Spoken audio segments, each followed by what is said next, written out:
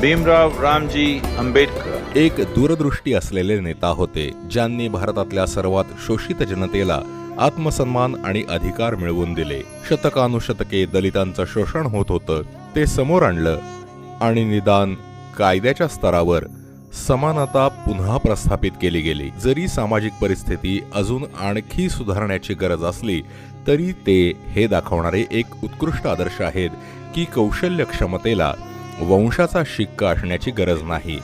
We owe the privilege of democratic existence to this intellectual giant. आपल्याकडे आज लोकशाही आहे, ती या बुद्धिमान महापुरुषामुळे. लोकशाही ही फक्त शासनाची एक पद्धत नाहीये, तर सर्वांना मान देण्याची आणि सर्वांची कदर करण्याची एक वृत्ती आहे. जरी राजकीय दृष्ट्या आपण एक लोकशाही असलो तरी आपण समाजाच्या स्तरावर पूर्णपणे एक लोकशाही नाही आहोत. आणि सामाजिक स्तरावर लोकशाही प्रस्थापित करण्याचं म्हणूनच आंबेडकरांचं स्वप्न अजूनही अपूर्णच आहे. एक असा समाज निर्माण करणं की ज्यामध्ये वंशाने मिळालेल्या अधिकारांची जागा व्यक्तिगत क्षमता आणि कौशल्याने घेतली जाईल, ही आपल्या पिढीची जबाबदारी आहे. सर्व मनुष्य जन्मतः समान आहेत. B.R. आंबेडकर एक विलक्षण मनुष्य, ज्यांनी राष्ट्र घडवण्याच्या आपल्या इच्छेला आकार आणि स्वरूप दिलं.